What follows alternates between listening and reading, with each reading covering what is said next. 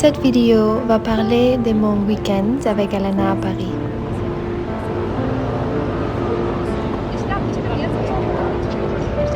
Un peu de tourisme et d'exploration. Une conversation profonde sur les médias sociaux.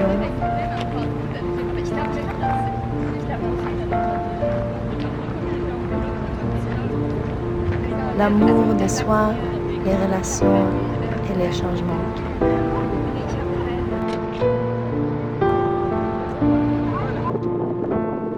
We are going to a fantastic library because we are fake intellectuals, of course.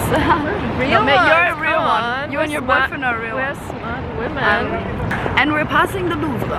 The Louvre was built in a year I don't remember by a person I don't know, but just wanted to sound smart. Tell me about it. Tell me about Uh-huh. Paris, Elena. Yeah, lots of interesting things to see. Oh, look, some water. Here's the Louvre.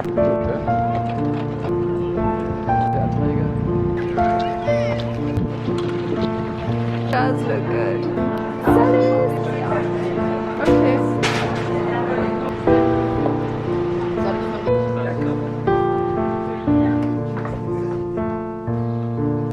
So we just went to the Wild and the Moon restaurant, which is great if you want to get some vegan, healthy food, but it's so overpriced, like it's insane. But most places are here in Paris. I just pulled out the camera because we had this amazing conversation and I really feel like it's important to share. And I love what you said about it. Like, Elena and I have been doing social media for many years, and obviously it's really fun and it looks so easy and great, but there are some really dark sides to it as well and really hard things about it. So I wanted to ask you if you might want to like share some thoughts on that. And do you feel like you have a healthy distance between your what you portray online and yourself? Is it like fully intertwined somehow? In my mind, it's like a constant, what can I do more? This place is nice to create content. This person does it so much better than me. The dangerous thing is that not only it fucks up your emotional state so often, like I'm starting to really get, like I was telling you this before, like breathing problems because of it. Yeah. I hope people who are not on Instagram understand what I'm talking about. I think so, because I feel like it's the same thing when you just have a private profile, because you also obviously have friends that follow you or you follow people, and I think also the fact that you get likes on a picture is like, Oh, it's so painful. yeah, especially if a picture doesn't do well, it's so easy to let that affect your self-worth. And I think that's so important to kind of disconnect, to know that this has nothing to do with your self-worth or who you are as a person. It's literally just an app with an algorithm, and it has nothing to do with who you are or how worthy you are. But it's really, really hard to accept that. Do you have any so tips stressed. on how to like? I wish. I mean, I would give myself those tips. I mean, I can give tips, but it doesn't mean that I am already doing that. It I'm means the that same. I would like to follow Yeah, those yeah. tips myself. So if I could give a tip that I should probably also follow myself, is that, just what you just said, it doesn't define your worth. And it's so easy to say and it's so hard to follow.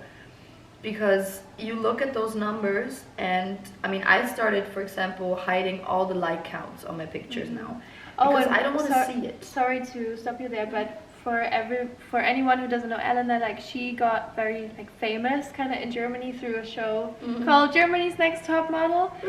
And so I think for you also it's a special situation because all of the people who used to follow you followed you because of your model content. Yes, and now exactly. she posts about a lot of different things. Yeah, that's true. I'm not interested in model content anymore or contests. Obviously, my food is a big priority, but also politics, also sustainability has always been a big thing for me. Also, you know, supporting projects like we just talked about. But all of those things on my profile, let's just say they don't get accepted that well. Because people probably still see me in this kind of niche of like, oh, she just got famous because she's, I don't know, she was on the show and she's a pretty girl, so let's keep her in that box. So as soon as I got out of that box, they don't take me seriously. So it's hard when you want to post things that actually matter to you, but you see that most of your followers are not really interested in that.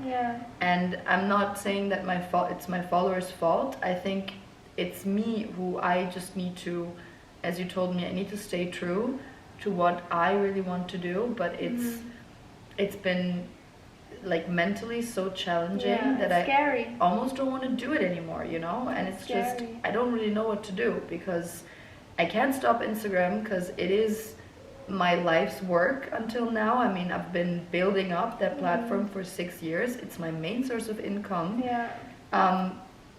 And yeah, I don't know. I just don't really know. I think that's something a lot of people can relate with, because maybe not with Instagram, but maybe you're doing a job right now and you're doing it well and you're good at it, and it's like you've been doing it for a long time, but you're not really feeling it and you're not really happy.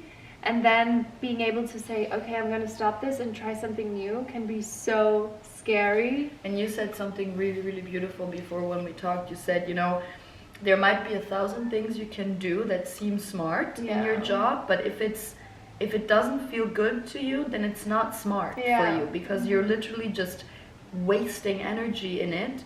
And at the end of your fucking life, you're going to be like, what did I do for those years? I was literally not happy doing it, and honestly, it didn't even give me anything. And if it only gives you money, it's probably not enough, you know? Yeah, exactly. So it's about making choices that really make you happy and make you feel at peace and comfortable and excited for life. And if that's not what you're doing right now, then maybe it's time for a change, even if it's scary. Fuck, it's so scary. With other jobs, obviously it's a little different, but you can always do something. Exactly. You always have the possibility to say, no, I'm going to restart, I'm going to study something else, I don't like this, I'm going to change the field I work in, I'm going to move, I'm going to break up my relationship, because I feel like a lot of things, you feel so stuck in it. Yeah. Okay, the camera just stopped recording, but we're back. People think they're stuck in situations and in relationships when my best friend Emily once said a very beautiful thing. She said, you know, I wake up every day and I decide to be with my boyfriend every day. And that simple thing opened a lot of like understanding for my relationship, but also for other situations, because a lot of people, I know this myself, I've been like trapped in a relationship. You're like, oh, I can't get out because we have so much history. I would hurt him. I wouldn't know what to do. I would be alone. So they wake up and they don't really want to be with that person, but they stay with that person. Yeah.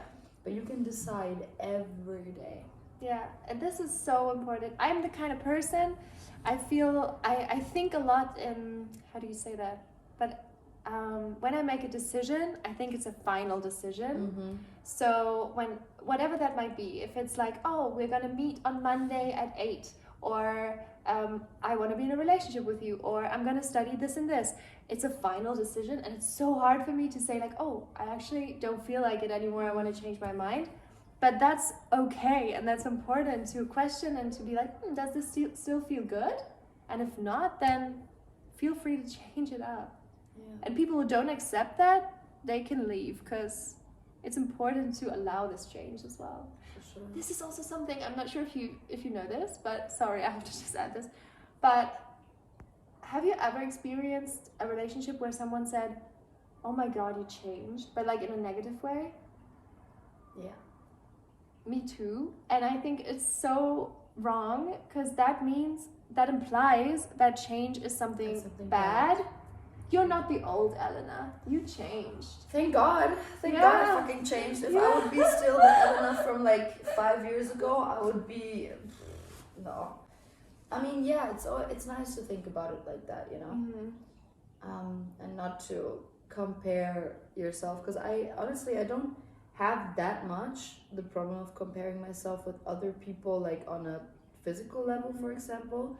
I compare myself, and I told you this, I compare myself to my old version of myself, where I was like 21, was super skinny, I was modeling in Paris, had amazing skin, you know, I was like, all of these boxes were like checked. Yeah. And if I look back at it sometimes on a bad day, I'm like, what am I doing differently, you know? I wasn't even doing sports at the time. How the fuck did I look like that? But then it's really nice to remind myself that I really, like, from my mind back then, I really had, in my opinion, still a very wrong vision of the world and what it means to be a good person. I mean, not that I was ever a bad person in that sense, or mean or whatever, but yeah, I think I was just young, you know, and I think I'm also excited for the next 10, 20, 30 years, because I know that I'm gonna learn so much nice stuff. But yeah, for now I just have to see how I feel right now with my shit, and honestly I feel shit with my shit, so I need to deal with the shit. That's okay though, that's okay. It's okay if you feel shitty, we all Because saying it, you know what, I didn't feel know good. you 6 years ago or 5 years ago, but I know you now, and I think you're amazing. I think you're amazing.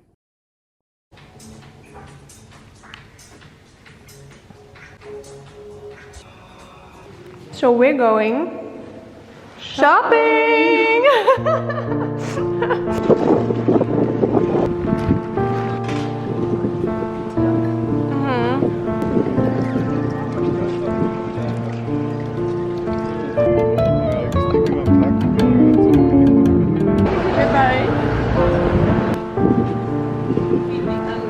Ken jij jouw extra kranten? Ja, daar heb ik Chic, chic. Très joli. Oh, oh. Ja. Ich frage, ob die Unterteile auch.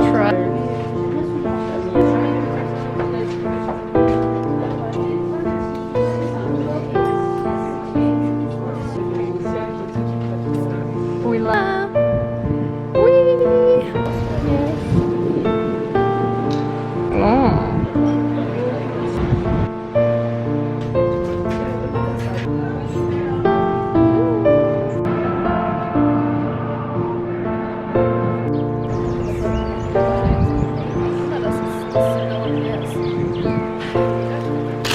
A little picnic over here, some fruit and croissant and quiche and another croissant.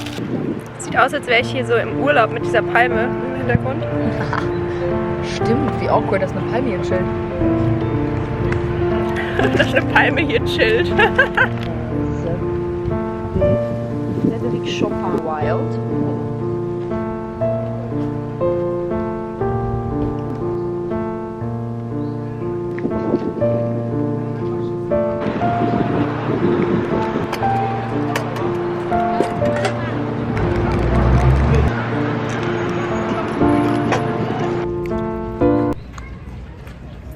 Ganz schnell leben, nicht so laut gerade.